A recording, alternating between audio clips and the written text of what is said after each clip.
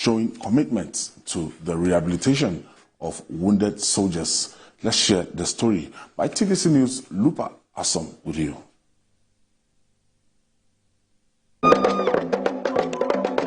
Zazzau cultural troops arrived early to welcome the Duke of Sussex, Prince Harry, to Kaduna State. The governor is also on ground to welcome the British Prince, who is on a 3-day unofficial visit to Nigeria. His stopover in Kaduna is to encourage Nigerian troops who were wounded across various theaters of operations. Last year, a couple of them had attended the Invictus Games in Germany, which he founded. Governor Sani applauded the prince for his visionary creation of the Invictus Games, which have brought hope to the injured soldiers. We are grateful for your work toward creating a hub dedicated to the welfare of personnel of our armed forces. Your visit is evidence of your commitment to inspiring recovery, supporting rehabilitation, and broadening respect of our brave troops. The aim of his visit, he says, is to further build on the success of the Invictus Games and to lift the spirits of wounded soldiers. When you talk about lifting the spirits, that is what we are here to do, and we will build on that morale and show that anyone that is caught in the line of fire, that their life, despite injury, is not over, and that they and their families can continue on, and that sport will be a very useful way for rehabilitation. At the 44 Nigerian Army Reference Hospital, he first met with senior Nigerian Army officers, but members of the press were restricted from gaining access to his meeting with the injured troops. You don't need cameras inside. Yeah, it is a moral booster, you know, especially to our troops. It has shown that despite the fact that they have fought for their country and they have lost some aspects of their body or they sustained injury, does not mean they are written up. Earlier at Kashim Ibrahim House, the British prince was adorned in traditional northern Nigerian attire. He was also given a matching cap to give him the complete Ariwa look. As Prince Harry departs, he leaves a sense of solidarity among the wounded troops, reminding everyone of the sacrifices they've made to protect their nation. Lupe Asom, TVC News, Kaduna. Just like his late mom, Prince Harry is loved, and this kind of project is so unique. Yes. I've never heard of, anything that has to do with the military men that, were wounded, being celebrated like this. And that is why it is really symbolic that he had to go to the 44 Reference Hospital. That is an hospital that... I think you've been there. Yes, if you visit that hospital and you see the state of our soldiers who had sacrificed so much for their country, you are likely to burst into tears. Some have lost both limbs. It's really fitting that Prince Harry chose to visit them, and I'm sure they will never forget this experience. And the governor of Kaduna said something that I held on to. He described Prince Charles as a symbol of courage, compassion, and oneness of the human race. Because at the end of the day, we are one people. Whether you are black or you are white, we all feel pain. And to come and lift the spirits of our troops is something that I am really grateful to Prince Harry for. And he also visited a school here in Abuja. It was really gratifying to see him doing the jump around with those little boys and girls. I even saw him. He sat down. He was playing volleyball. Yes, they call it sitting volleyball.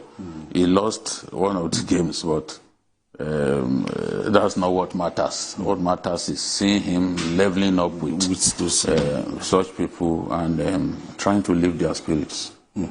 Now, I don't know, Chidi, this is very unique. And this kind of thing all around the world. I was watching CNN yesterday and it really made headline, and I felt very proud of Prince Harry.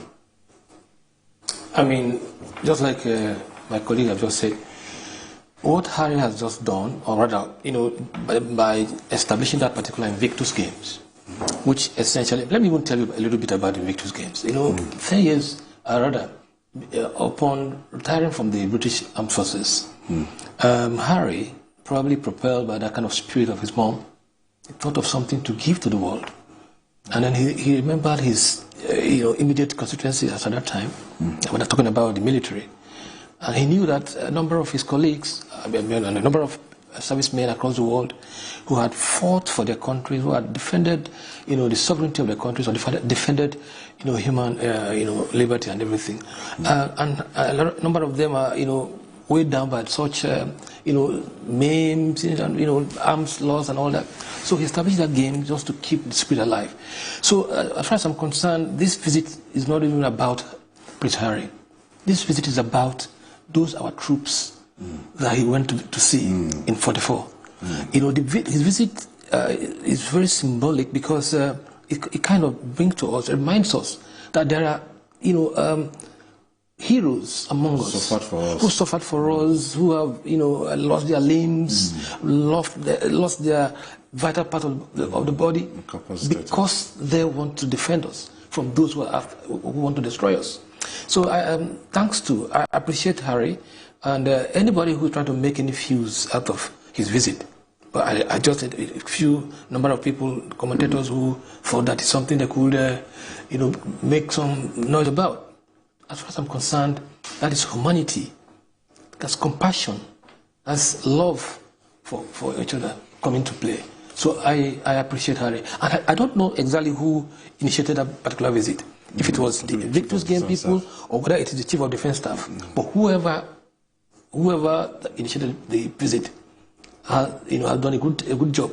If you saw some of those of our troops who are playing that what do you call it? Sitting volleyball. You see excitement. You see their spirit being revived. Yes. Yeah, I mean, to me it was. These are wounded soldiers. These are wounded soldiers who ordinarily ought to be out there fighting. But I think I appreciate Harry for this. The wife met with one 9-year-old girl and sat with her doing sitting for volleyball, and the girl says she will never forget that day in her life. It's quite significant, if when you meet a queen. Yeah, just like those who were alive and witnessed Prince Harry's grandmom's visit to Nigeria on 2nd February 1956. Okay. They will never forget, especially those children who lined the roads. They will never forget. It's not an experience to forget. No, you just can't forget. So that was the grandmom. Yes, that's the Queen Elizabeth II. She visited Nigeria before we officially became an independent nation. She went to Kaduna amongst the places that she visited. And the governor of Kaduna State was, trying to draw a parallel between that visit and this. To say, look, your mom was here, and your visit reminds us of 2nd February 1956 when your mom visited us here in Nigeria, here in Kaduna. So I'm so happy about this visit, and I hope that our troops will get such morale boosting. That's the word. You can imagine for the president, maybe as one of the events of October 1 celebration, visiting the 44 reference hospital.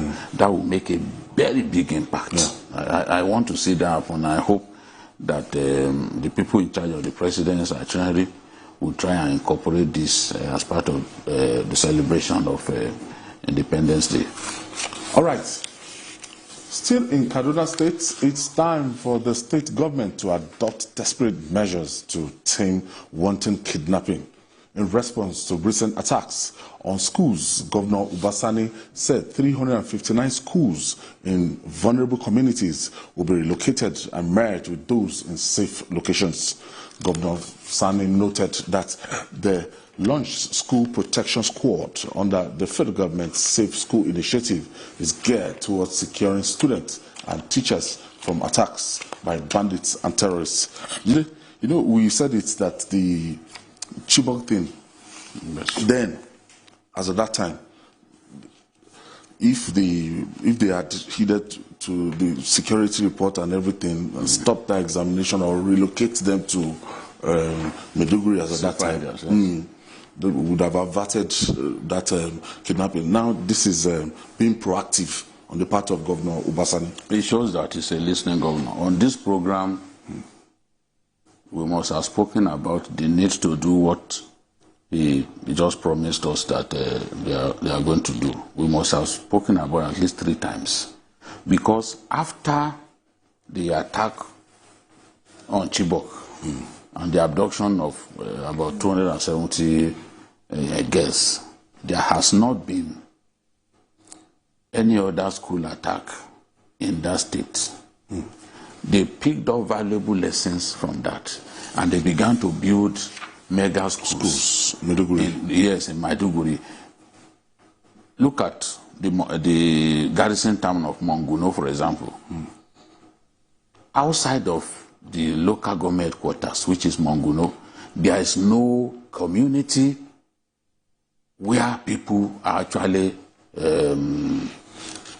residing. There is no community safe enough for people to live in the whole of that Monguno local government. In fact, the governor's hometown,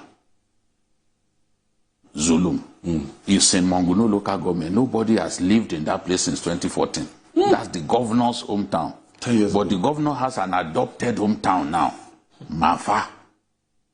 Mafa is his adopted hometown.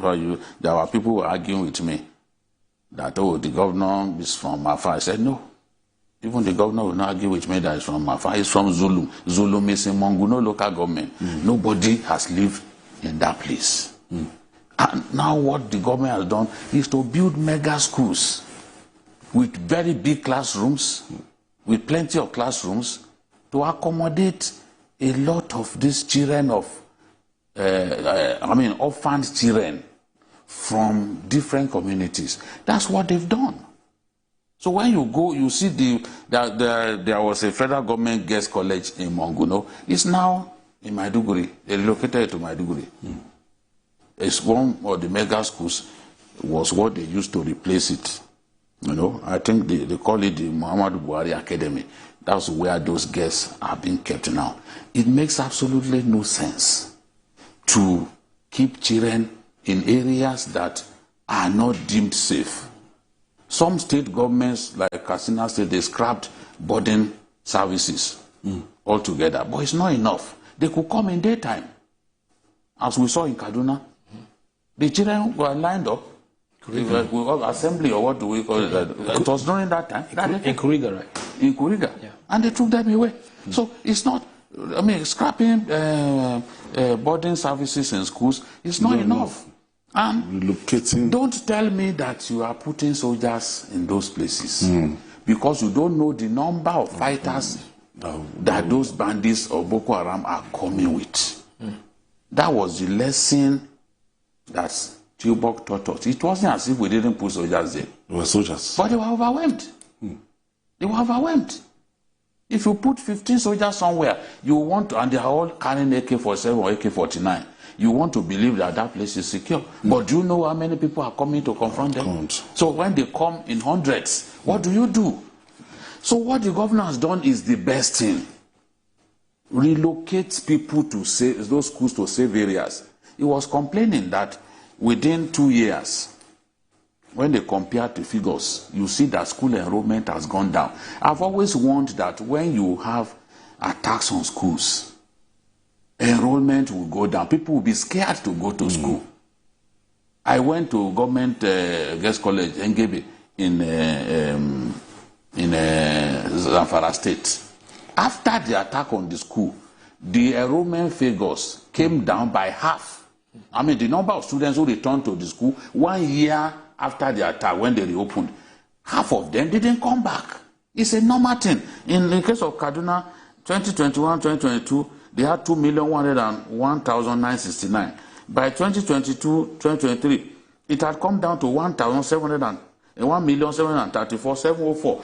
More than 200,000 drop in enrollment figures. So protect those schools, protect those kids by relocating them to safe area. Kuriga in Chikun local government was not safe because the closest base, military base to that place, was more than 40 minutes away, and no network. So they could not even. The chief of army, the chief of defense staff, when I interviewed him 3 days ago, said that they didn't hear about it until the next day. So how do you rescue? Chidi, this seems to be a step in the right direction. Well, I mean, I just hope it is well thought out because look, I'm not very much enthusiastic about this development. I may not share his enthusiasm. I tell you why. You see, what it just means that these bandits have succeeded in, truncating our lives up there. Now, if you merge schools or relocate schools from certain area to another area, are you also going to relocate homes? How are you going to work out the fact that those kids need to get to the schools? Are you going to build dormitories and boarding houses in those schools for primary students? Gina was saying, was talking about that he hoped that they will not build a boarding house. But how do they access the school, the children? That's what I'm asking. Are you going to relocate homes to be close to school? Because the natural thing actually is to bring schools closer to homes. But now you are not taking schools far away from homes because of this insecurity problem. So I think I just hope this is not a knee-jerk, response to an issue. I'm looking beyond, just relocating them, except we are seeing it as just a temporary measure. So are we now saying that, Kaduna State is going to forever live with this situation to the point that we are now going to relocate schools? So I think we should, if this particular measure is to address the immediate concern, I agree with it. But if you are telling me that we are eternally going to relocate those schools because the bandits are attacking us, are we saying that we don't have response to this banditry? Are we saying that it's going to be the story going to be like that forever? So I think that if this is going to solve immediate problem, fine. But we must go beyond that to see how we are going to get on top of this situation. Because as far as I'm concerned, it will be a logistic nightmare getting those kids to access schools every morning. And it's becoming even a security issue. If you're going to transport them with buses or whatever, what if they are attacked along the line, along the road, every morning? Don't forget about that. So, except they're going to build boarding houses, which my brother here said is not even a good idea. So, this is, to me, not a very permanent solution to an existential problem. Today, for me, when you look at the sheer number of that growing industry, the number of people that have taken to banditry, you know that it's so overwhelming. Like in Zamfara, somebody was talking about over 30,000 bandits in Zamfara. I don't think we have the manpower that can confront, as in for everywhere in the north. It's a big problem, no doubt about it. But people on their own are already relocating from communities. True. Whether it's Zamfara or Kaduna or Katsina, there are many communities that people have stopped living in because of banditry. And when they live with their children. You see pictures of people migrating from community to community. You see, when the government of Katsina State didn't want to take risk, that was why they said, okay, we are scrapping boarding services for now. It was in response to what happened in government secondary school, government science secondary school, Kankara, where they took hundreds of boys and ran away. Now, it was in the night that they launched the operation. And once they launch an operation at night, it provides it creates a kind of logistical nightmare. How do you respond and respond quickly? Yes. It's tough. So they are looking for ways to solve this problem. Because many people felt that Kuriga was even too close to bringing Buhari for them to have left that school there for that long. It's like locating a school in the bush, no network, there's no means of reaching any of the staff or the students, and the military base closest to them was not less than 40 minutes drive. So they've got to take extreme measures to protect these children, because whenever these bandits deliberately target students because they know they will get headlines. Sure. Of course, they kidnap commuters. It doesn't make news anymore. But once they pick children, they know government will get involved. They know government will pay ransom, even though they usually don't admit it. Those guys are not the kind of people that will just take begging from you and release. No, they won't do that now. So now, what do we do? No child should be allowed to go to a school where he does not feel safe. In semi-urban communities, people can feel safe to an extent. So those hamlets and villages, if you have schools in those places, one, they are even difficult to access. The roads are not good. No lights, nothing. So if they can move them to those semi-urban communities with thick population, of course, they will feel safe there. I think that's the way the governor is thinking. And I think also that given the success of such relocation of pupils and students, even the success in Borno State, in even Yobe, they are thinking that this is the way to go. I also believe that it should not be a permanent thing. We have to defeat banditry. We have to do our best to defeat banditry. It should not be a permanent thing. And you can see where in Borno State they feel that the people are becoming, communities are becoming safer to live in. They are relocating people from IDPs to those communities. So I don't think it's even a permanent thing that they are going to do. For the meantime, they just have to take such measures to save us from the embarrassment of seeing children being taken away by bandits. So at the end of the day, when some people are saying that the federal government should not use force on these bandits, and at the end of the day that they should be rehabilitated and reintegrated into the society. What's your take on this? Well, the issue of maybe granting amnesty or de-radicalizing them, whatever it is, to bring them back to society, has always been a contentious one. I mean, I did my last article, my last week article was on this matter, and I said, look, it's just how you balance restorative, justice and retributive justice.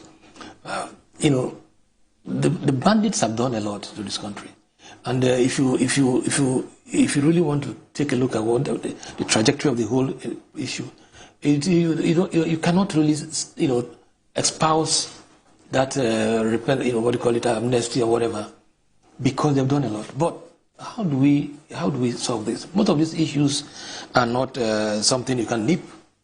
These things are something. Some of them that have the root causes. I've always said, in fact, my article today that I just released today, I talked about the fact that battling this first insecurity, that it is good governance that should be, the magic wand. Because most times when we rely on this kinetic approach, this military, thing, we often don't get it right, because at the end of the day, we don't look at what actually behind these things.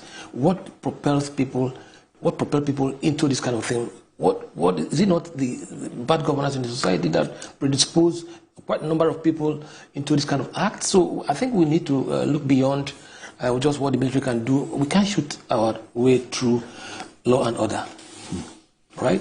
But we can manage the way we live and make sure that people, have a sense of livelihood in the country, and then it will minimize, the rate at which people, are predisposed to this sort of crime and criminality.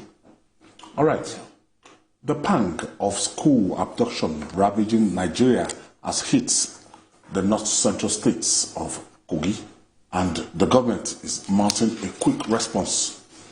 Governor Usman Ahmed Ododo has vowed Usman Ododo has vowed to ensure the safe return of abducted students of Confluence University of Science and Technology, SARA, at David local government area of the states. Governor Ododo made this known when he visited the university campus to assess the security situation after the abduction of some students on the campus on Thursday. The governor, who suspected sabotage regarding the abduction, assured that every necessary step, including non-kinetic measures, will be taken to ensure the safe return of the abducted students. Let's hear from Governor Ododo.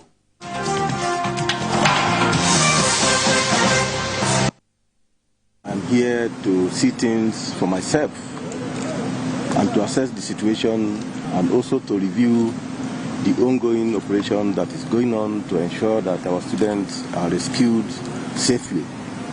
What is important here now is how to rescue our students unhurt.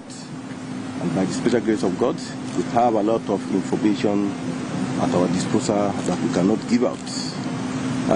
Secondly, I want to commend the security agencies, our local vigilante, the hunters and the conventional security operative for their efforts so far.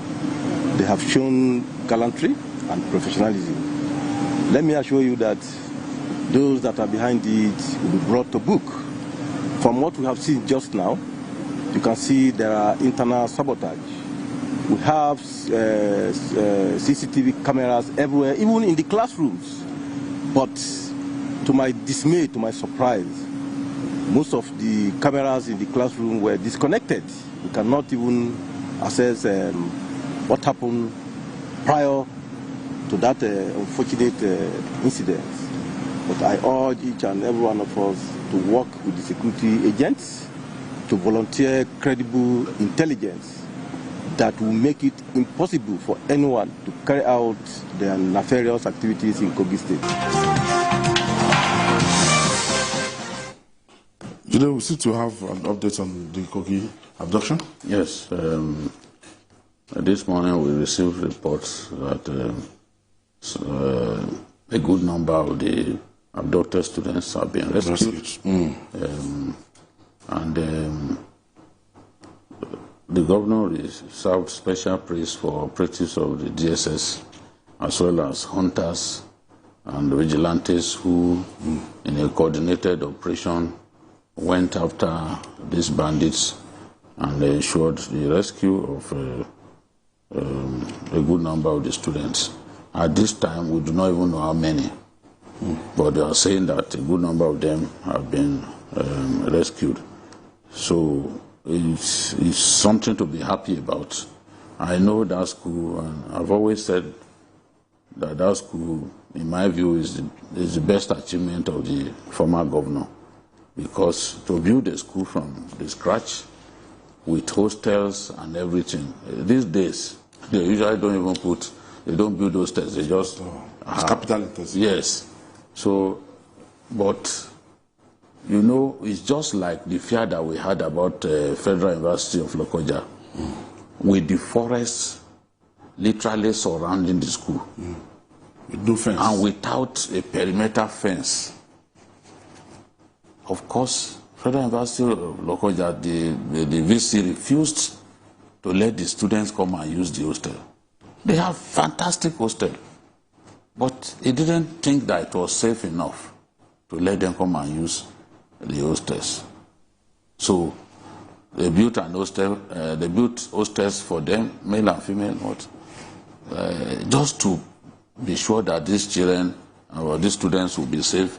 They didn't allow them to come and use the hostels. My fear is that once this is the first time I'm reading about kidnapping of students in Kogi State. I know that Kogi has a good number of terrorists and bandits. Even the Ansaru faction of Boko Haram is believed to have its base inside Kogi State, between Lokoja and one of the satellite towns of FCT. And they've been very active in those border communities, as Abaji, even some parts of Nasarawa State that border Kogi State. So this didn't come to me as a surprise. I just want to urge the governor and the security agencies to work harder to protect students, because this incident is a very bad one. And what it means is that some of the students won't feel like returning. It's just a natural thing. Some of them won't feel like returning, because what is the guarantee that it can happen again? So we have to do our best to protect our students, and whatever we can do to complement the efforts of the conventional security agencies, the state government has to do it. Sure. That's why many of us believe that state police may be what we need, but state police, just as the governor of Kaduna said, without arming them with the kind of arms that the enemy is carrying, is like sentencing those vigilante people to death. But we have to protect them. They have to carry the guns. Sure. So the law must not just back state police, but must back their must back them to be able to carry the assault weapons that will enable them defend themselves and even protect us. And when you look at it, and you just see that once this begins, it's like a trend now. This is Kogi State now, and according to this is the first time we are hearing this about Kogi States, and it might just be a pattern that might not stop. I mean, he's just spot on there. The crime is festering. I mean, it's no longer, I mean, before it was Chibok that debuted that industrial scale kidnapping. From there to Niger State and Kaduna, and now it's getting close home to the FCT. It just goes to tell you that our schools need attention. We need to pay more than passing attention to our schools, because most of them are like sitting duck. You know, you cited university or higher institution or whatever institution, you know, close proximity with forests, ungoverned spaces. Dense forests. Dense forests. And you don't think, you never imagined that we are going to put adequate security measures, list of which have been the perimeter fencing. How do you want that to happen? So, I mean, you know that in every bad thing, you get out some good thing out of it. The good thing we're getting here now is that it is time our government begin to understand that our schools are not safe. The crime is not ending. In fact, the perpetrators are they're just starting. Because if they could, you know, get close to Lokoja here, where you have, you know, I mean, it's just goes to show that anywhere is vulnerable. Even this FCT we have here is vulnerable, and across other parts of the country. So we must wake up to this issue, because it's getting clearer to us that the problem is not just about to end. So it's quite concerning. How about the Safe School initiative that the federal government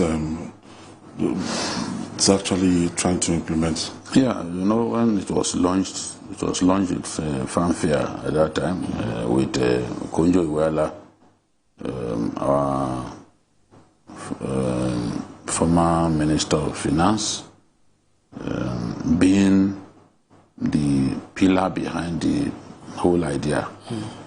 But when you look at what we've been through, I was looking at some figures, hope I still have. You see that we are not winning the war at all.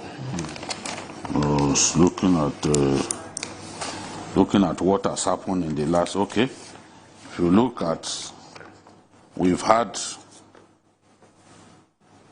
more than 1,680 school children abducted since Chibok in 2014. Wow, growing. Since the abduction of those 276 Chibok girls, we've had 180 school children killed. Killed. 90 injured in 70 attacks between April 2014 and December 2022. So these figures do not even include what transpired in 2023 and this year. Then about 60 school staff have been kidnapped, 14 of them killed, and 25 school buildings destroyed. So we are at war with these people. Whether we admit it or not, we are at war. And what I always say to my friends in the military is, if we want to fight these people, let's know that we have declared an all-out war, not a piecemeal approach, because it will not lead us anywhere. If we want to fight these guys, let's tell ourselves that, okay, across the contiguous states, we are launching a military campaign. And we'll tell our people that, look, this military campaign will last so number of months, based on the planning and the strategy in place. So we have to defeat banditry. These guys, they are not joking with us. And the bandit, unlike Boko Haram, is not prepared to die. He's in it to make money. There is a big distinction between them. Where ideology is involved, where someone thinks, okay, I'm doing it for religion. You know, it's a different thing. If he dies, he thinks that he's going to Aljana. But the one doing it simply to make money, he's not prepared to die. He wants to be able to come back the next day and hit other targets. That is where they are different. That is where they are different. That's why I don't call them terrorists. This is pure criminality for the sake of money. There's no ideology involved. So we have to be very decisive. What is our plan? We need to take a second look at the Safe School project. What is it that we are not doing right? How can we ensure that our students are a lot safer? Because the way it is now, it's like they can attack any school and they will succeed. True. We should not make it that easy for them to be attacking schools. They are attacking students in secondary schools. They are attacking students in tertiary institutions. So it's a big problem that we face. We have to admit it and come up with the right methods and tactics that will lead us to victory against these guys. For area, actually, for a region that stacks even educationally disadvantaged region, this is like a big blow and a setback. People that they are trying to encourage the number of school enrollments to show it up, but with this. With insecurity and it is a big setback. It is a big setback. Look at the figures that we just listened to. I mean, the Kano State government told us that about 200,000 students, dropped out of school out of fear of insecurity. And look, like I was saying, even with that idea of merging schools, you might end up getting even far more reduction in school enrollment because the fear is already there. I think that, government must be intentional about it. They have to understand that this is existential threat. Our country is under serious threat because any attack on our education is actually an attack on our future. And in the north, northern part of the country, where these attacks are even much more pronounced, have already been have that issue of low school enrollment. Now, you're adding this problem into that. So I think that this time around, I have not always agreed that the only thing we need to do is the military kinetic approach. I believe that we have to take a holistic look at the situation to understand that there are root causes. Why is it that every now and then you hear that the military, maybe the Air Force have done their airstrike, and the number of hundreds of bandits were taken out. Then the next day, we heard about hundreds or 300 are coming from. So it means that there is a seamless, there's a almost uncontrolled number of people getting conscripted on a daily basis. Yes. You need to ask yourself, what makes it possible that such number of people are thinking along the line. So let's not just think about what the bandits and terrorists are doing. Let's also think about what they are saying. What are they communicating? What is actually driving this conscription? Is it the economic, like Dorothy said in banditry? That's more like economic plunderers for the bandits. Then you have the ones who are driven by ideology. But the critical issue we have right now is those economic plunderers who want to stay alive, just like you said. They want to stay alive to do more harm tomorrow. So you see that they become much more still in their plans, and they become much more devastating in their execution. The governor said something that the CCTVs were not on. Disabled.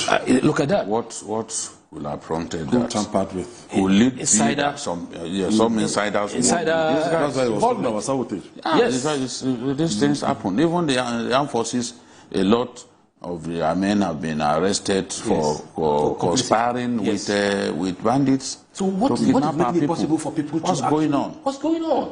What is making them so attractive for people to really want to take to crime? Is it the way our leaders are going about leading us?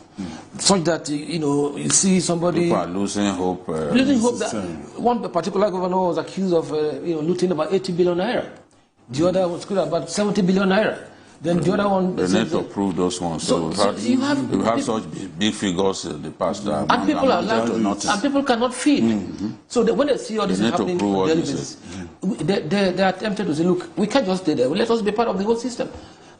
So that's where we are today. All right, moving on now. Economic experts say there is the need for Nigeria to shift from a consumption economy to one driven by production. If the country must attain greatness, the Enugu State government has taken a bold step towards this by signing a 100 billion naira memorandum of understanding with a company, Diamond Strips, to revive the moribund plantation and operate United Palm Products assets in the states. The team, led by the Chief Executive Officer, made their intention known at the signing of the MOU in Enugu. TVC News Family Lajai has the story. Available data as it that in 2021 and 2022, Nigeria palm oil production averaged 1.4 million metric tons and 1.3 million metric tons in 2020 respectively. Despite its improvement in production, Nigeria has fallen from its position as world leader to the 5th largest producer, a sport that has stood for more than 5 years now. For this trend, government and private individuals are working to improve the country's palm oil production for consumption ratio and for export. At this signing of Memorandum of Understanding, the group promised to upscale the palm oil production above sustenance demands. The group that has track records in power generation, sole investor in Onitsha River Port development, massive investment in agriculture, and silo storage development, promised not to disappoint. They underscored the historic importance of the palm plantation, dated back to the First Republic, under Dr. Michael Okpara's administration, Agric Revolution, hence his desire to revive the moribund plantation. Know the historical importance, and it's a great weight, and we realize we hold this asset in trust for the people of Enugu State, for the people of Eastern Nigeria. We feel that we can add value. At this signing of Memorandum of Understanding, Governor Peter Amba is ensuring that the ease of doing business mechanism instituted in the state will spur investors to record huge returns on their investment. He aligned programs of the state government in place to boost agricultural production beyond food security. You'll notice that we would be here, we'll be very responsive. We're going to make sure that this partnership works for the benefit of the company and also that of Enugu State. It's a significant product, and we intend to make sure we optimize its potentials here. The group interest is to revive dormant palm plantation assets in Oji River, Ibitolu, and Omolokpa communities with the aim to add value and improve production in the palm plantation value chain. Bamidele Ajayi. TVC News On. Bringing back those days, did it? It used to be, the palm kernel thing used to be something that we used to export. Yes, it's a very important commodity for export, and you see countries like Indonesia, Malaysia, they account for between 85 to 90% of the entire palm oil production in the world. Yet this Malaysia came to Nigeria to pick palm seedling. Today, they are making so much money. In fact, Indonesia made, in 2022 or so, Indonesia made 46.2, Nigeria, I want to say Nigeria imported $372 million worth of palm oil in 2022. What? This is something that we used to produce in ample quantity that Malaysia came to take seedlings from us. Today, we spent $372 million to import palm oil, and out of this, $249 million was spent importing palm oil from Malaysia. If you enter some of the department stores, you see imported processed palm oil being sold. It's something to be really ashamed of. We are even also importing. We imported palm oil worth $46.9 million from Cote d'Ivoire. Are we supposed to import palm oil from Cote d'Ivoire? Because today, we are the biggest consumers of palm oil in Africa, yet we are not producing enough for our population. So if a country like Indonesia can be making that much money from palm oil, there's no reason why Nigeria should not do it. But I'm trying to look at how much Indonesia... Indonesia exported palm oil worth $28.7 billion in 1 year. In 1 year. So if you look at Malaysia will import somewhere in the region of half of, we export somewhere in the region of half of that. Because Indonesia is the clear leader, by far the bigger producer of palm oil than Malaysia. And India consumed palm oil worth $9.6 billion in 1 year. So the market is there. The market is there. This is a commodity, just as I said about tea the other day. In the Mambila area, we are capable of producing tea. That's the only way in Nigeria where you can produce tea. Kenya, their biggest export earner, their biggest foreign exchange earner is tea. You see countries like Ethiopia exporting flowers. They export flowers to Europe and America. We have abandoned agriculture for too long. We have seen now with the kind of money that Indonesia is making from palm oil alone, that, look, if we invest so much in it, we will have good returns. This governor is someone I've been looking at. The Enugu governor is clearly one of the best governors around. You see some of the steps that he takes, you see that these are strategic steps. You know, moribund palm oil producing is trying to bring it up. Bringing the private sector. We will benefit from it because production will improve, they will earn more money, and we will be able to take care of our own domestic market. Because it's such a shame to read that we spent more than $300 million to import palm oil into our country. It's not good enough. So, what do you think about this? First of all, I need to appreciate the governor. He happened to be my governor. From Enugu State. Yes, that's my state, and I'm proud of this particular development. And by the way, the governor starting off with this idea of reviving, bringing back to life stuff that are lying dormant. Look at the presidential hotel in Enugu. He's doing the same thing there. Look at the International Conference Center that was left, and completed by the Chimaroke administration.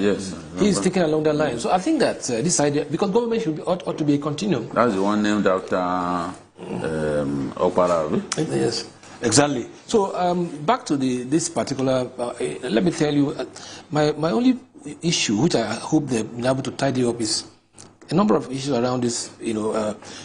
Have they been able to sort out the issue of security?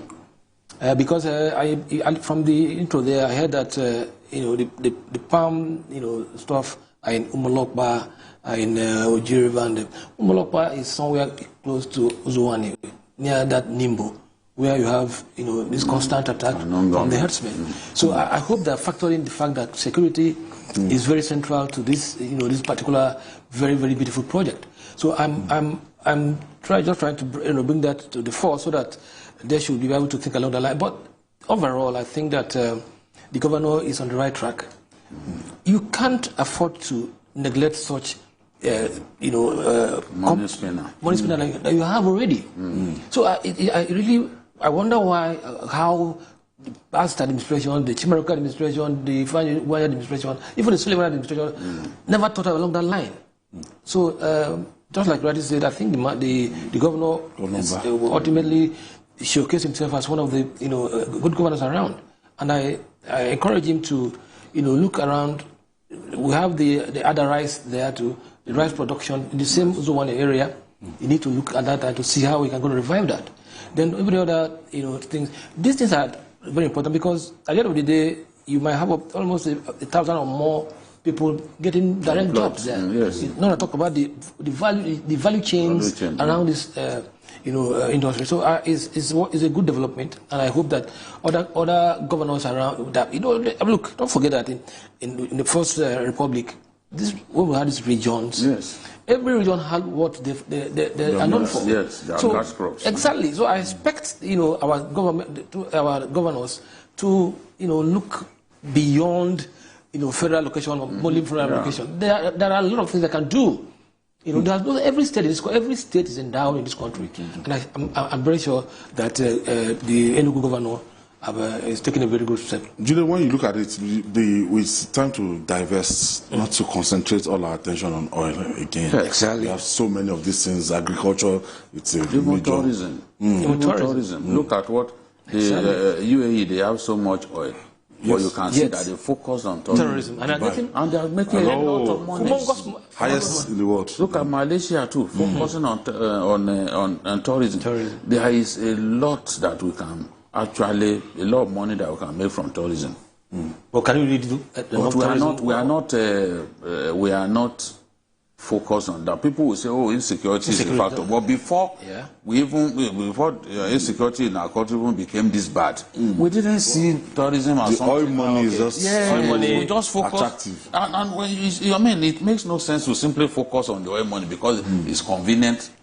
At the end of the month, you go and you share the money. Why not do what the UAE people have done? They didn't say, "Oh, because we have oil, we will not focus on other areas." Look at what they've done with tourism, building the tallest buildings in the world. They know that people will come and you pay money.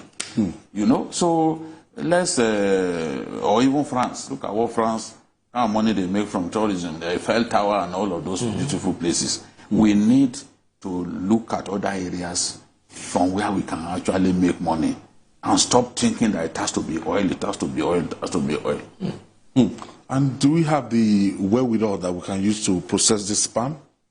Of course. As in the mechanized? Is it not the whole essence of partnering with a private company that would deploy technology, that would deploy competence and and technical expertise get the right to do the right? Yeah. So I think I don't know the letters of that particular agreement, but I think that there's no way the state government would want to give up such beautiful projects to a company that will not. I don't know. At this stage, we need to be sure that the company possesses the competence and capacity to run this prospective money spinner. So I think that the private company, Private companies are actually what's supposed to drive economy. Not all the state government need to do. What the government need to do is to provide an enabling environment. Government can run the business. That is why, presidential hotel, for instance, had to fold up because it was being run by the government. But now that if they give the private sector the opportunity to run it, I'm sure they're going to get the money worth. Okay, we have Garba calling us from Lagos. Thank you for joining us, Garba. Yeah, good afternoon. Yes. Go ahead, please. I wanted to contribute to what. Garba, go ahead. Afternoon.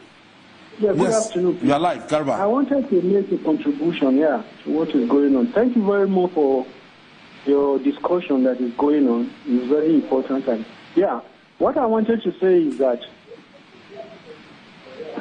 Hello. Go ahead. Hello. You are live.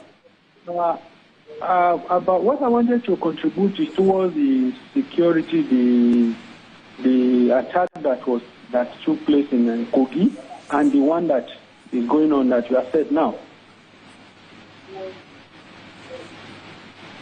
I don't know how we are stopping. You're listening to yourself. All right, we'll take this break. When we come back, we'll discuss more. It's still Journalist Hangout on Sunday. We'll be right back after this time out for the second half of the program. Please stay with us. Life is politics. In Nigeria, almost every part of our lives is touched by the politics we play. Governance, legislative matters, the economy, security, foreign affairs, internal affairs. Have a feel as strategic plays in the political space determine how we live in Nigeria. The players, the drama, chess piece moves. Be kept informed. Watch analysis of major happenings in the political space and how it affects you. Watch Politics on Sunday. Every major news story is with many perspectives and layered with different levels of impact. Hello. What time did this happen? We will be right there.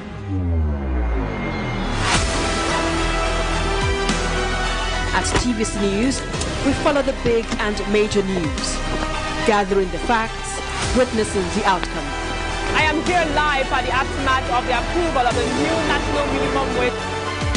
We are TV Station of the Year, not just for breaking news, but for being first, fair and accurate. TVC News, first with breaking news. You're watching Beyond 100 Days with Nifemi Oguntoye. Thank you for staying with us. In case you're just joining us, this is Journalist Hangout on Sunday. And we have a new guest in the studio. We have Dahiru Majid. Thank you for joining us, Dahiru. Thank you very much. All right. Welcome to Journalist Hangout on Sunday. All right. There's a saying that there is no true democracy until the voices of women are heard. In the spirit of this, a group of women under the aegis of Ondo State women groups want the All Progressive Congress, APC, and the People's Democratic Party, PDP, to reserve the deputy governorship slots for women in the November 16 governorship election in the states. Members of the group said this will foster a more gender-sensitive political environment and promotes the creation of an all-inclusive policy for women. Let's share the story by TVC News Ayodeji Moradio with you. According to a report by the Endowment for Peace Development in 2023, women's representation in politics in Nigeria has been on a downward slide since 2011. For instance, the number of women in the National Assembly has fallen by 19% compared to the last assembly, as women now occupy 3% of seats in the Senate and 4% in the House of Representatives. This group of women gathered in Akure, Ondo State capital, for their inaugural meeting to champion more gender-sensitive and all-inclusive government policies. The women under the aegis of Ondo State women groups clamored for a female deputy governor in the state. A more gender-sensitive and all-inclusive. In a communique read by one of its leaders, Adebimpe Adeniyi, the women called on the political parties participating in the November 16 governorship election to nominate women as their deputy governorship candidates. Women, we are not fighting. We are soliciting for our rights in Ondo State. We want a woman deputy governor, so that somebody that we can carry our problems to, that will, being a woman, a mother, that she will consider us. Others who also hammered on the need to have a female deputy governor asked for 35% of appointment in the public sector for women. If you look after Agagu, Winiko, the number of female in the cabinet, we don't think is right. If you have a cabinet of 18, we are believing that minimum 6 should be women commissioner. We want to wake ourselves up because we can see from the level of appointments done so far, we can see that women are not really too many so far. We deserve it. We can do it. In fact, I would say we can even do it better. Wherever woman is, we are mothers and we always, bring the best. Members of the group also stressed the need for women to be united and use their numerical strength to seek elective positions. Ayodeji Moradeyo, TVC News, Akure. Dairu, when you look at the political calculation, okay, a state like Ondo State now, the major political parties, they've chosen the candidates from the southern senatorial districts, that the APC and the People's Democratic Party. So the calculation will now be that, is it I get somebody very strong from the central senatorial district as deputy, and they will be looking for a politician that is, has stature, that can bring in the votes. So the calculation sometimes is skewed against women. Well, yes, particularly in this instance, because we do not seem to have, many very prominent or powerful politicians that appear to be women in this particular state. Ondo is a very important state, but notwithstanding, democracy essentially entails inclusion. Without inclusion, you can't actually call a system truly democratic. For the purpose of equity, fairness, and justice, the leading political parties in Ondo have gotten it right in terms of sub-ethnic inclusion by zoning to the southern part of the state in order to give that part of the state a sense of belonging. That is quite commendable. However, inclusion also includes gender inclusion, and it's very important because we don't want people to take it for granted that leadership positions in Nigeria's kind of democracy is exclusively preserved for the men folk. So I would think that a delicate balance or compromise should be struck in this instance. It's a legitimate concern that the women are raising, and it's good at speaking up, because if they don't speak up, they can be overlooked in the struggle to actually win the state by the two leading parties. So I believe that with this demand now, this gender inclusion agenda of Ondo State women will be included in the permutations towards picking a running mate, because you can also overrule or whittle down the influence of women when it comes to voting.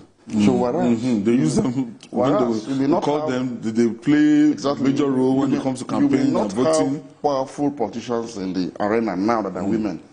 But with this kind of demand, women might decide to say, look, we need to use our power of voting to negotiate this position. And I think something can be done about that. Actually, well, sometimes our culture, our religion, sometimes are major factor against women. Some people don't want to watch women to talk. They get in the way. They don't want women to talk. They get in the way.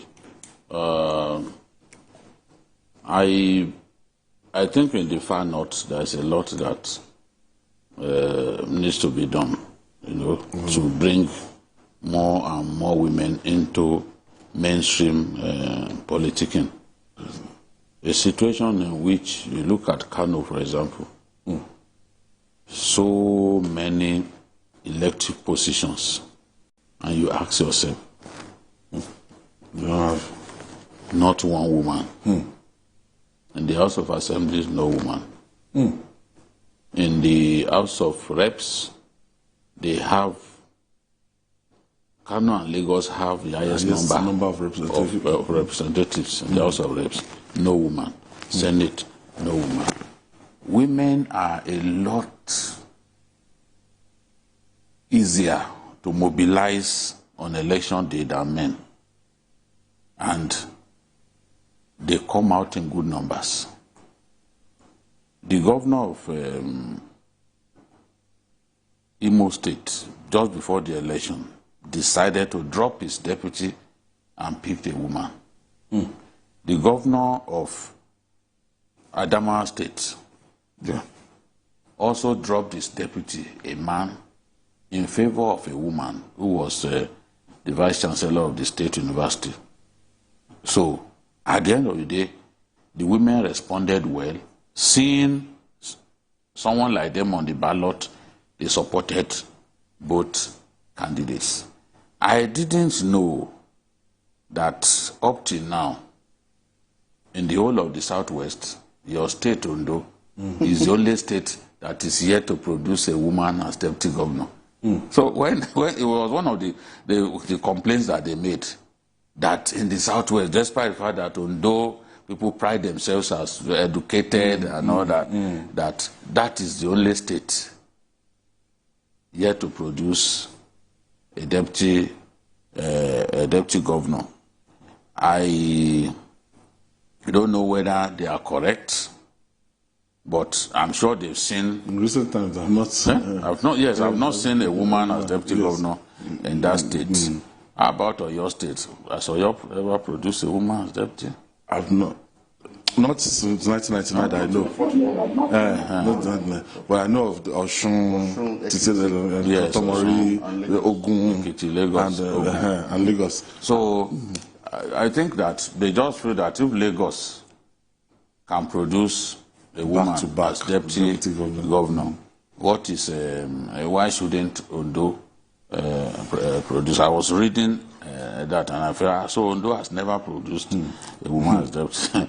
So all they want is gender balance and inclusion. Somehow, I don't think that there's anything wrong in that. Let's give our women more opportunities to be involved in political decision making and even get involved in elective contests. All right, Adekule is calling us from Lagos. Thank you for holding on, Kule. Good afternoon, all right, go ahead. Let me greet my man, Mr. Magid. It's been a long time. Nice to meet you. And I want to greet Mr. Abatunde. Yeah, I want to actually say something about the security issue that we discussed. But let me just summarize and say this. A nation can lose resources, it will survive. A nation can lose strength, it can lose breastbone, it will survive. But a nation that has lost its resources, if you matter of time, it will go down. That's the thing that Thank you, Adekule. Thank you, Adekule. Now, as a child of necessity, the Niger Delta Development Commission, NDDC, can be said to be needed at this moment. As such, leaders of the ethnic nationalities, professional bodies, and critical stakeholders in Niger Delta region have commended the NDDC for its interventions in the area. At an interactive meeting with the management of NDDC, led by the Managing Director, Samuel Obuku, the ethnic nationalities led by the National Chairman of the Pan-Niger Delta Forum, PANDEF, Senator Emmanuel Essien, commended efforts of the Commission in road construction and rehabilitation. At the meeting in Port Harcourt, which was part of NDDC's periodic engagement on ways to ensure effective delivery of its development and empowerment programs, they urged the Commission to pay more attention to bridges and routes to connect more oil-bearing communities. Wuku assured them that the NDDC would deliver some of its mandates as contained in the renewed hope agenda of President Bola Tinubu. Let's share the story with you.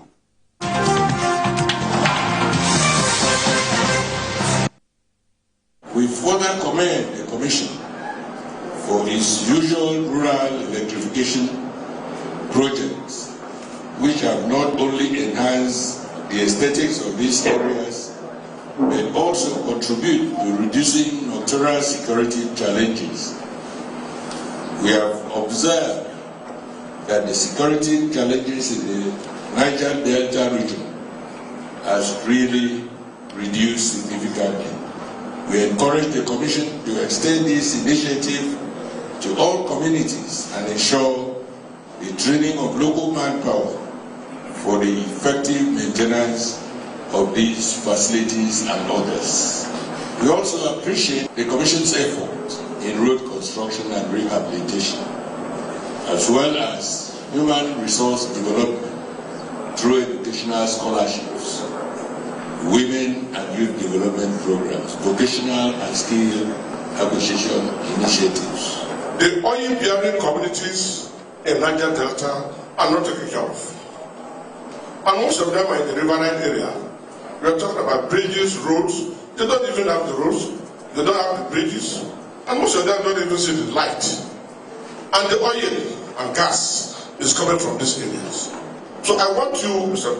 MD, to ensure that your plan must take care of the oil-bearing communities that attracted this body. Because without the oil-bearing communities, we cannot talk of NDDC. So the NDDC must pay attention to those communities that are really bearing the oil and gas. NDDC started 24 years ago. And I can assure you that NDDC, your NDDC, have achieved a lot in the last 24 years. However, there are still many more projects that are yet to be completed. Some are stalled, some are ongoing, some are abandoned. We will not say that in the process of these 24 years, mistakes have not been made. Mistakes have been made. The President has given us a marching order that in the next 2 years, he wants to commission big-ticket projects. And most of those are big-ticket projects that are either stalled or abandoned.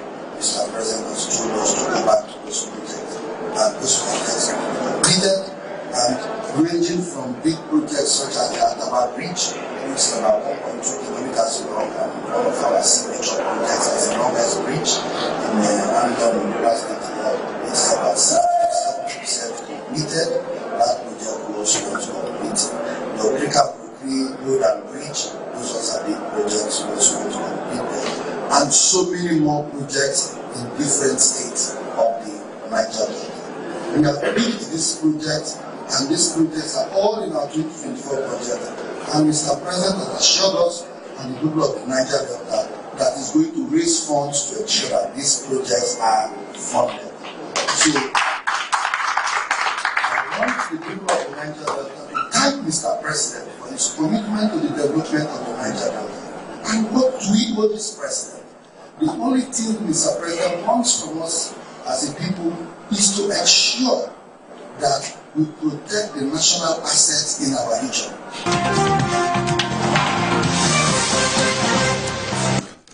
Dairo, it's as if this new management, they want to change the narrative. Yes. We've known NDDC identify that commission almost associated with corruption. Yes. Now, I see this new management is trying to change that narrative. And I hope they're able to walk their talk. Now, if you listen to some of the conversations coming out of that interactive session, you will understand that whereas the NDDC covers 9 states, 9 oil-producing states, but there is also the issue of oil-producing communities within those states, because not every part of those states, those 9 states, are oil-producing. So the leaders of the specific oil-producing communities within some of these states are now asking for more development, more share of whatever is coming to the NDDC. Because according to them, the reason you have NDDC at all is because of these oil-bearing communities. Why that is quite in order, and we would expect an even spread of developmental interventions across the communities and the states at large. But what will be more sustainable for me is to actually look at the Niger Delta Master Plan and adjust it to become an integrated development master plan that carries along all the communities, both oil-bearing and oil-bearing, along in a manner that can enhance their collective economies and socioeconomic development. I say this because until you have that integrated form of development, even the oil-bearing communities will not feel the full impact of this intervention.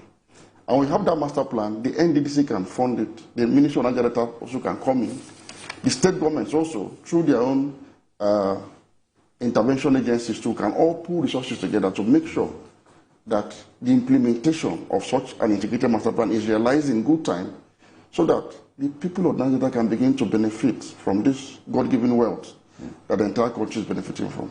You know, if you take a trip across the Niger Delta, it's very painful and pathetic that the communities that are giving us our major source of revenue and everything that is giving, that's the community. It's so backward in terms of development, and I think this is the mandate of NDDC. Yes, it's an interventionist agency meant to address the deprivation, address the pains that those oil-bearing communities have lived with for years. Pollution, oil spillage, all kinds of. They've lived with all kinds of pains, and that was why at the time when they were going to set up the NDDC, Obasanjo suffered his first and only veto by the National Assembly. Because he kept dilly-dallying, and the National Assembly vetoed him. That was the end. And Onyema Ugochukwu became the first chairman of the board. And then we had Timi Alaibe as the executive director. Yes, working with him. So now Ogbuku has shown that he wants to break from the past. The transactional method by which the NDDC was run over the years, he's not happy about that, and he thinks that, look, this is the opportunity to show that we can do things differently, So you see that he's constantly engaging the stakeholders because he wants to carry them along. He wants to know the projects that are needed, that are very, very germane to the people. Because it's one thing to come up with projects, but it's another to be sure that that is what the people really want at that time. A lot of the projects that we set up here and there in Nigeria are actually elephant projects. Yes. Not projects that will have a direct and meaningful impact on the people. So these kind of engagements are necessary. At every level, engage with community leaders, engage with their representatives, so that you know what to do for them. Now we've had them, Pandev and the rest of them say, look, we need bridges to connect communities, And they also told them, look, there are people who always want to fight. If the communities that are delivering the, how do I describe it, the oil-bearing communities from where we make our money, if they are not taken care of, if they are neglected, if they suffer all kinds of deprivation, people will always feel like fighting. But the MD of NDDC is saying, look, what the president wants to see is growth and development of that region, but the people must protect national assets like oil pipelines and the rest of them. So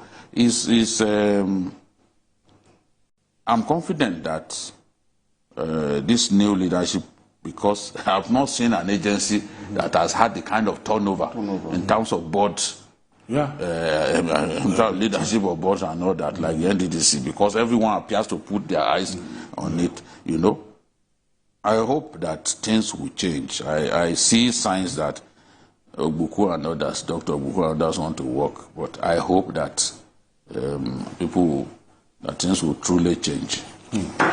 All right. The fight against drug abuse and trafficking in Nigeria is now taking a fiercer approach. The Senate has approved a bill prescribing death sentence for persons found guilty of producing and consuming hard drugs. The bill amended Section 11 of the NDLEA Act, which initially prescribed life imprisonment for offenders. Senator Adams Oshomole, representing Edo North, who opposed the death penalty, was ruled out of order by the Senate president, who presided over the session. Dairu, this is more stringent because the way drug abuse and peddling of drug around the country, you know, it's spreading across our youth, amongst our youths. I think this should be a law that will serve as a deterrent. But you see, the way the law is crafted, hard drugs. The way the law is crafted, the way, you know, the language, the way, you know, the law is presently, it's very chaotic to actually implement the penalty on such a law. And that is why I agree with Adams Oshomole.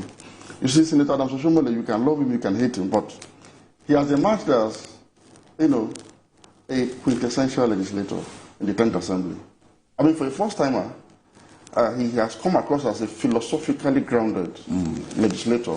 And if you look at the positions he's taking on a number of issues, you will be proud of him. Very active and vibrant. Proud of him as a for a first-timer. Honestly, he has excelled, and I hope that he sustains this trajectory and not get distracted by any local or petty politicking around the governance of Edo State. Let him just continue this trajectory. We are going to see that Oshomole we used to know as NLC president re-emerge as a nationalistic legislator. And he raised a valid point. This is death penalty. Death penalty. You cannot pass a legislation that prescribes death for an offense through voice vote. Voice vote. No, you cannot do that. And I believe that the presidency is listening and have taken judicious note of his dissenting voice. And I'm sure that, you know, I know how the legislative arm, the legislative arm and the executive, I know they have a meeting point, they converge and discuss. I'm sure something will be done to actually review this position so that we do not have a law that will be misused. Because it talks about possession, for example. It talks about dealing, it talks about smuggling. So it is very ambiguous. And you cannot stamp, you know, death penalty or such an ambiguous law. Besides, Nigerians have also joked that, look, if there's anything that needs the urgency of death penalty in Nigeria, it is corruption as an offense. So why is the National Assembly not prescribing death penalty for corruption? Why are they in a hurry to do that for drug dealing? None is better than the other. I mean, both of them are things that are not desirable in society. But the Oshomole has a valid point, and I believe that the National Assembly must take a second look at that position he has held, and even the executive too should have a way of returning that legislation back to the National Assembly for proper debating. Can you enlighten us that the voice votes was just it shouldn't have been voice votes, it should have been voting? What he wanted was for the chamber to be divided into two. So let them properly vote on this, because he said, look, this is not a joke. This is human life is involved. So let's have the chambers divided into two so that people can appropriately vote on this matter. But what we saw was the Deputy Senate President who presided over the session deciding that it had to be decided via a voice vote. And once that decision was taken, he didn't look back. He ruled Oshomole out of order, and another senator from the South who also tried to say, gentlemen, why don't you let us do it this way? That one was also ruled out of order, and the decision of the Senate President prevailed. But, you know, I am one of those who have argued that our punishment for drug peddling and all that, when you look at the punishments prescribed, it largely does not deter people from committing this kind of crimes. Remember what happened to that actress. It amounted to something like a slap in the wrist. In no time, she was out of prison. So, whereas if it was outside of our country, no, not, don't need to mention anyone, you know, if it was outside our country, she probably would have paid with her life. But in just a few weeks, people began seeing her up and down. So, yes, illicit drugs are ruining lives. If the NDLA comes out to brief us on some of their breakthroughs and why we are teetering on the edge of emergency on this drug matter, we will know that this is something that we have to give serious attention to. I believe that we need stiffer laws. But even when we talk about death penalty, how many of the governors here, how many of our Nigerian governors are even prepared to execute such judgment? Many of them do not sign. They don't sign such death warrants.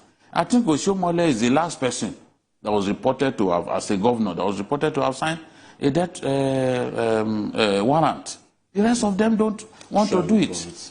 So, if it is life imprisonment that we want for the biggest crimes in our country, let's go ahead and say, but if there was a situation in which governors will not sign the death penalty, it's distressing. Yes, it makes nonsense of the effort of those judges sitting on a case for years. At the end of the day, their judgment is not executed.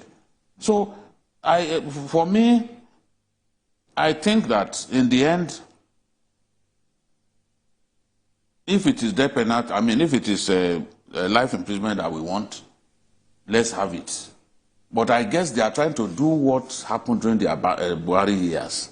At that time, even if you were passing an illicit drug to an individual, you get the same death by firing squad.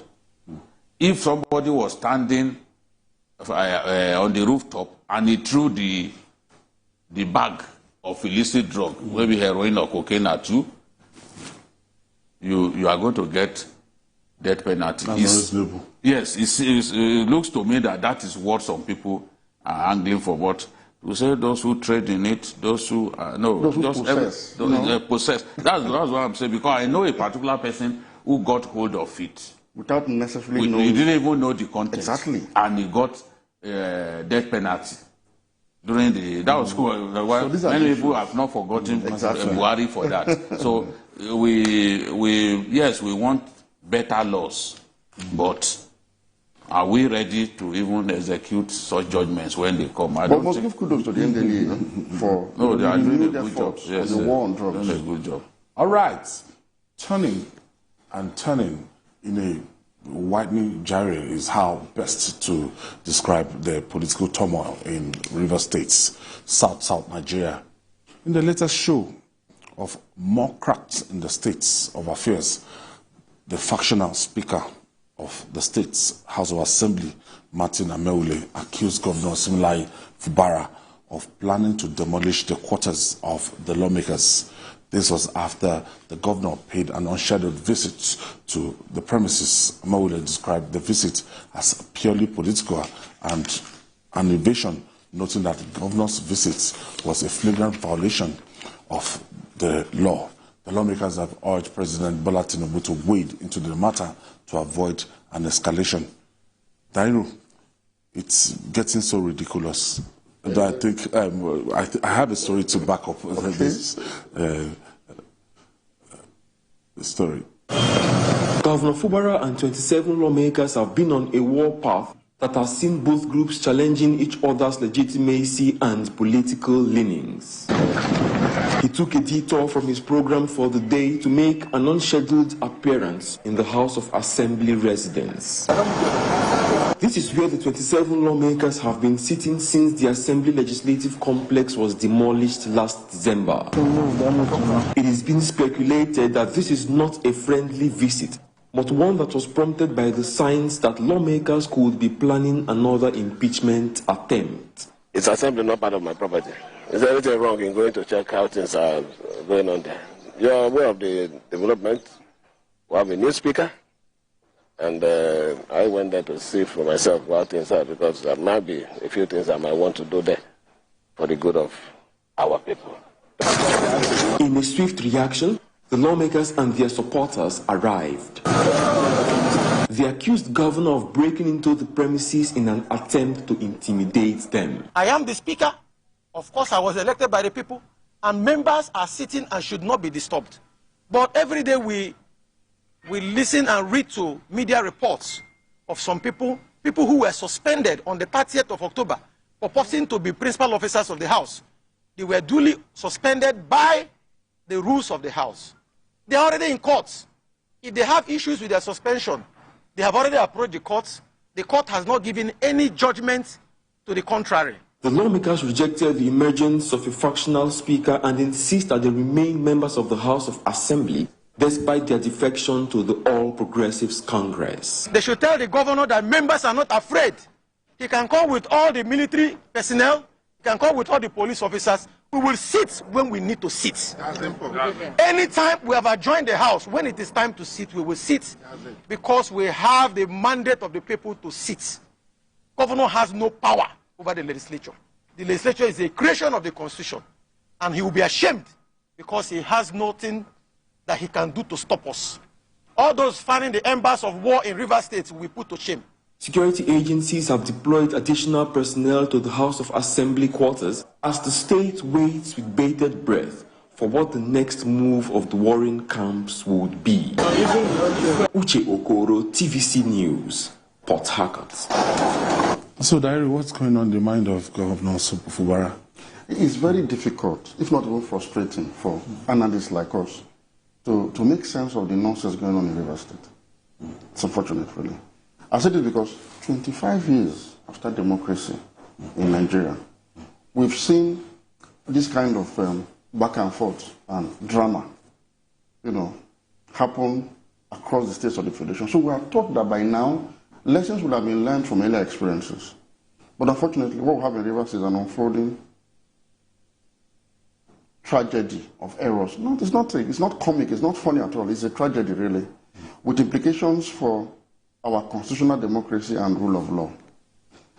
And let me state this clearly. You see, in the ongoing tragedy of errors in River State, there are no saints and there are no heroes, because I see people taking sides with either of the factions in the tussle for power, for the soul and the control of the resources of River State, as though you have victims and villains. No, they are all members of a congregation of current day sinners. So there are no heroes, there are no saints in this fight. So we need to look at the issues objectively. As clearly stated by the Speaker of the House of Assembly, the governor has no control, has no power to bully the House of Assembly. It's a separate arm of government. Separate arm of government. It should no matter what, we may not like the face or the voice of Governor Wiki. But when we also see some of the tendencies some of us had complained about Governor Wiki at the beginning of this crisis, we see those tendencies also being exhibited by Governor Fubara. We have a duty to say, yes, you cannot overrun our democracy because of a fight with. There are better ways. As a sitting governor, with all the advantages of incumbency available at your disposal, there are far better ways to overcome Wiki in this puzzle without compromising brute force, without compromising constitutionality, without undermining rule of law. There are so many ways. For me, it is almost a year into administration. How come you're not able to win over members of this assembly without having to resort to subterfuge? One of the ways governors triumph over their opponents is they have what it takes to win over anybody in the state. They have the war chest. They have the war chest. Wike became Wike because he was governor of Rivers. Today, Fubari are the governor of Rivers State. Do the needful. It's not only when we hear that you have whisperings of impeachment that you are called, you are rose to action. Yes. The first one was to demolish the House of Assembly. The next one is you are expecting the assembly quarters. You are looking for see how beautiful those houses are. Or defects. There are no defects here. So, how do you talk about it for this house? Gaining that notoriety as a demolition man, and it's not supposed to be so. So it is difficult to base it out of this situation. But my greatest worry that in the entire Rivers political landscape, we've not seen leaders that are able to rise above the pettiness of partisanship. No. To speak to the issues, to call these two gentlemen and knock their heads to sense to say, what are you doing? Everybody has taken sides. Yes. In the entire Rivers That's State. the problem. And it's a problem. That's the problem. Jude, what do we say of the the lawmakers, 3 of them, are the 3 numbers, going to government house to go and sit, and that one is not parading himself as speaker. How can you say the legislators are suspending 27 other members? Again, I blame Governor Fubara, and I'm thoroughly disappointed in him. Some of the actions that he has taken in the last few days and weeks shock me as a person, because I used to think that, look, this is someone completely different to Wike. Remember those programs, those editions of Journalist Hangout that we had, where I said, look, you son Wike, you are the older person. If we are to resolve this matter, it is you, the older person, that will calm down. The Yorubas will say, Agbamangbani.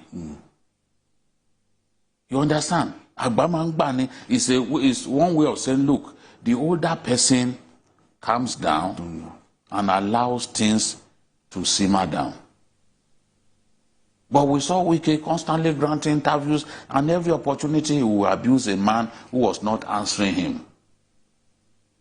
And I said, you cannot... You had the sympathy of the people that time. Yes, you know, I said, look, I mean, you cannot continue along this path. This guy is not responding to you, but every opportunity you will call the media, sit in front of about 4 persons, and you will be attacking a man who was not attacking you, who was not abusing you. I felt that was wrong at that time. And it was because I was looking at Fubara's body language, that in spite of all that, I was just taking everything on the chin. Probably he had a strategy. What I thought he could eventually do was what Majid said earlier. Because we've seen other governors do it. Bring the enemy to their side. It is not by demolishing people's habitations that you can actually get them to support you. No. You do not have the control, the support of the assembly members. You don't have that of the local government chairman. You don't want to conduct election. You rather, because you knew that your own people will not win the election. You don't have the structures. Now, what you want to do is simply to appoint caretaker committee, and those guys knew that that was where you are headed, and they do not want to allow you to do that. Now, going to their assembly quarters, that was a new law for me, for the governor. That was a new law. You came through the back, you got into their premises, you said perhaps you came to see whether there could be some things needing your attention. Oh, what kind? That's terrorism. Because if you are intimidating them, that is terror. You intimidated them, so intimidating them, intimidating their children. That's terror. What do you want to demolish? I've seen those buildings. I've not seen an assembly quarters in our country that is as beautiful as that. It was built by Wike. So what have you seen that you want to demolish? Are you such a wasteful person that your supporters bombed an assembly complex, but it didn't really affect a sizable portion of the complex? You then came with bulldozer because you thought ignorantly that by demolishing the place, they will not have anywhere to sit. What the law says is that they must sit within the state. It didn't say they can't sit elsewhere. And once they have the mace, they conduct their business. It's not like some people wanted to remove Peter Obi that time and they went to Asaba. Of course, it was null and void at the end of the day. You must sit within the state. So now you demolish the place. They are now meeting inside their quarters. You are still going there, sending a signal that you want to demolish the place. And then look at the executive order saying the assembly should come and sit inside government house. Ayo, this is ridiculous. That is no matter how we feel about this matter, there's separation of power. Why should the assembly come and sit inside government house? Who does that? Who does that? Because you felt that, okay, those guys, you want to deny them where they sit. Fubara is clearly not getting it right. I know that there are some people in our country, this is the way we are.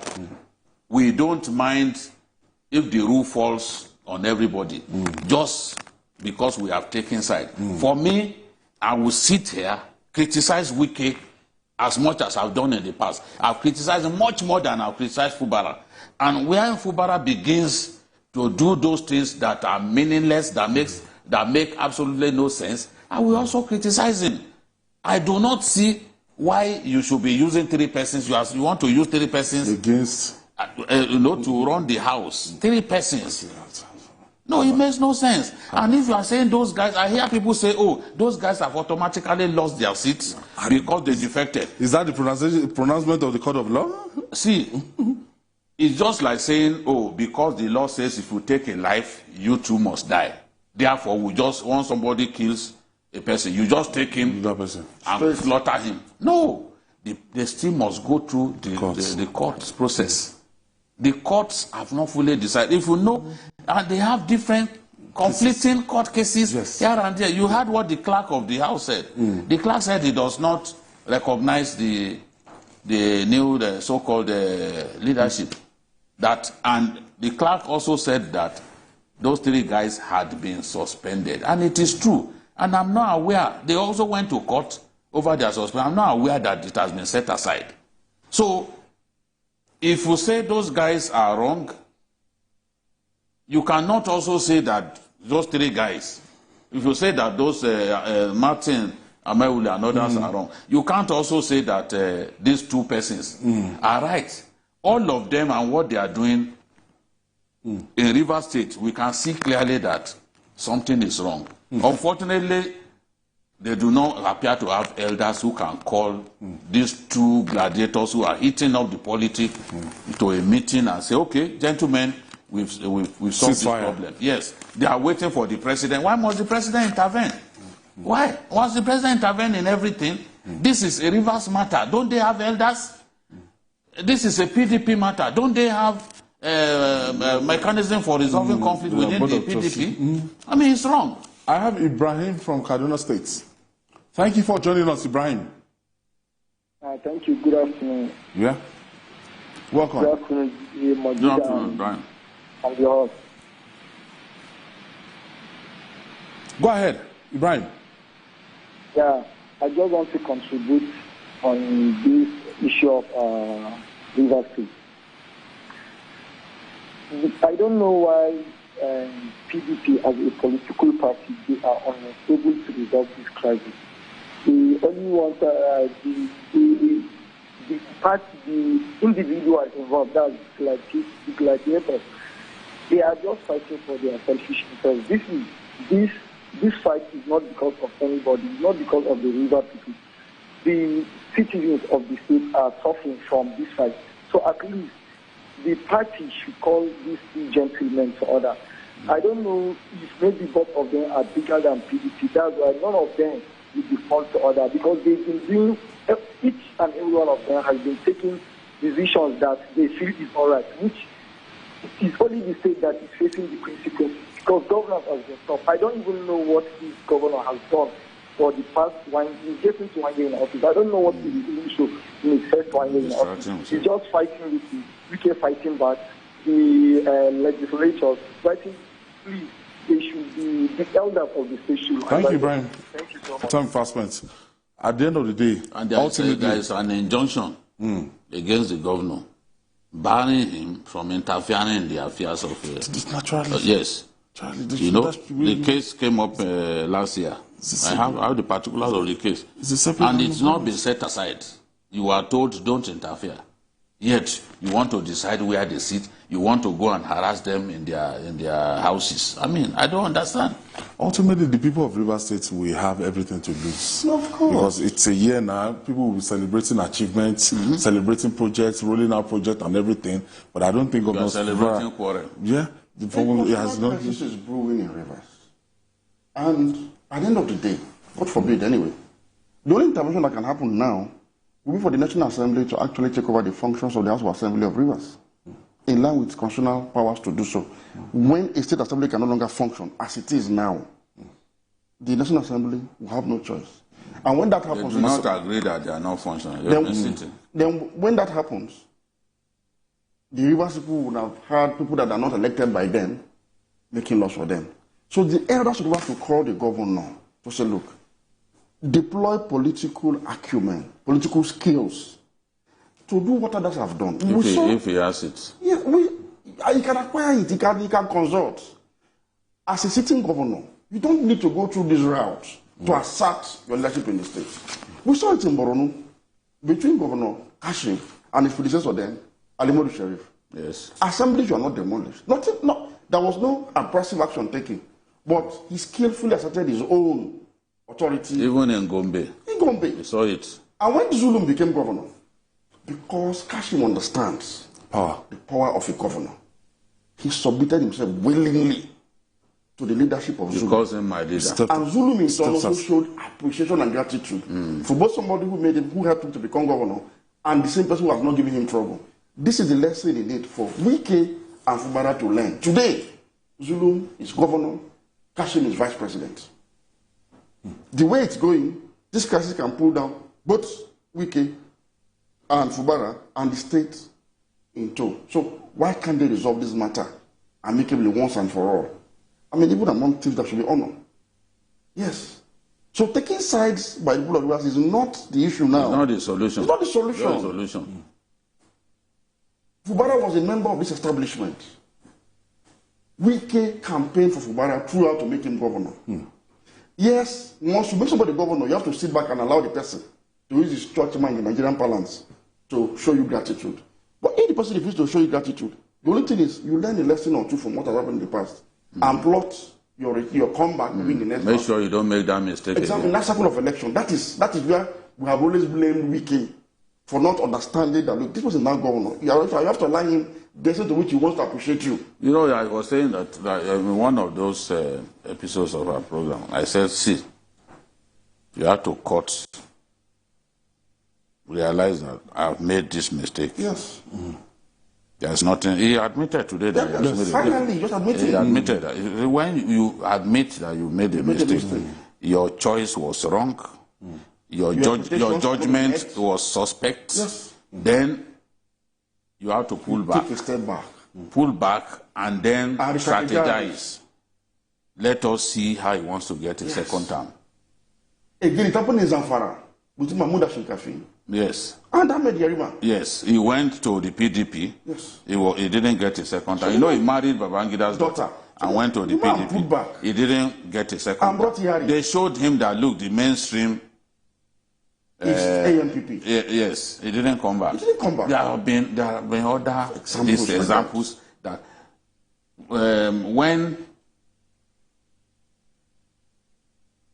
Oji Uzokalu wanted to come back to the PDP after his quarrel with Ochendo Global. Yes. Theodore Oji made sure that he couldn't come back. That same thing that he did was what Kashim Shettima did when Alimodu Sheriff tried to come back to the APC. They blocked him at the level of registration at the ward level. He could not, nobody registered him. Because you are in charge, you are the governor. Yes. There are ways by which, as a governor, you can exercise your tigritude. Exactly. Show your tigritude. Not necessarily by demolishing, you don't have to do that. wasting government property and intimidating people, moving with a swagger, you know, that we didn't see some months back. Yes. One thing that our people must realize as we round up today is, in this kind of matters, let's apportion blame where we should apportion it. Believing that even if a Fubara does something extremely bad, that we must back him, is the problem that we have in our country. We will never align with one another on the truth. The truth is always the greatest casualty when we have this kind of problems. Because there are people who will back this person. Whatever the other person does is not their problem. This is the person that they are backing. That is what is happening. And even old people in rivers who should have the presence of mind to sit down and say, look, how do we solve this problem? To be independent. They are not independent. They've decided to take side.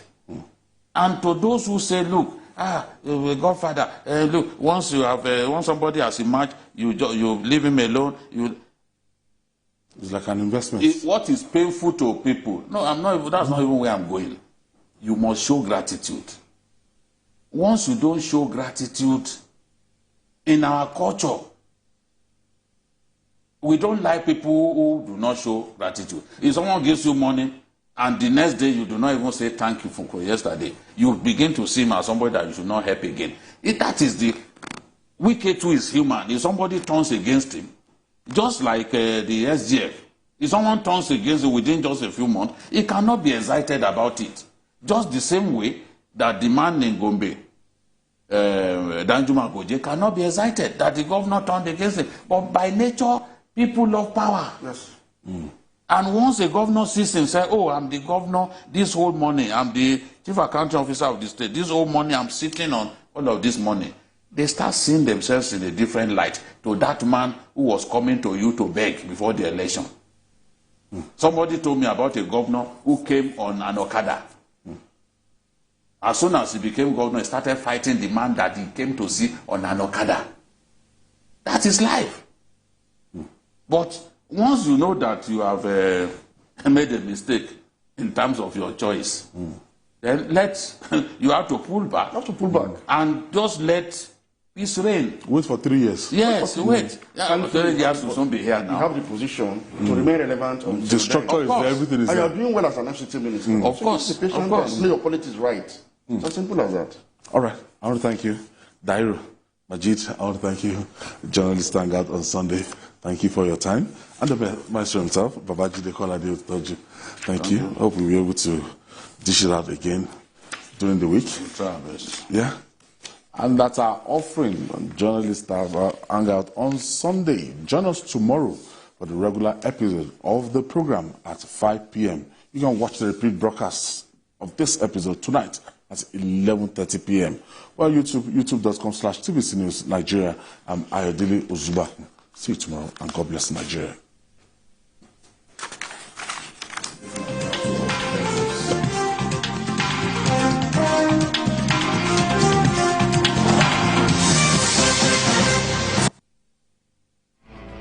This Sunday, it may be a woman's world, but the men are dominating. But for these women, they are taking the men's job as breadwinners. They are not going to school since their father died. They stopped. I don't have money for their school fees. Memuna, Fatima, and Itohe tell TVC News Joke Adisa how they are breaking their backs to shoulder their families. I want to make kunu. I must fry it first, sieve it, and blend the rice separately. I use whatever I take, from sewing to help my husband with the school fees and to keep the home running. I don't have money to rent a shop, so anything I see, I will save out of it. During school time, I go and pay my children's school fees. That's on Sunday Specials, where great stories live. For God so loved the world, and he gave his only begotten Son, that whosoever believeth in him should not perish, but have everlasting life. In Proverbs 28 verse 13, the Bible says, he that covereth his sin shall not prosper. But whosoever confess them and forsake them shall have mercy. Unbelief is sin, unforgiveness is sin, selfishness is sin.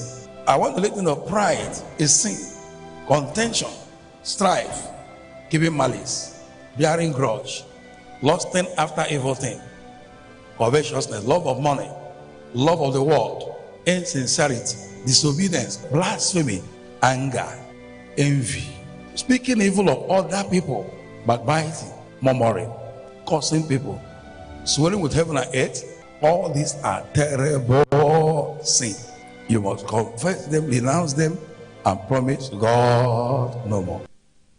The Shared Prosperity Weekly TV series on TVC News. It is through this telecast the viewers get to know what is happening in the prosperity government of His Excellency Senator Hope Uzodinma, the Executive Governor of Imo State.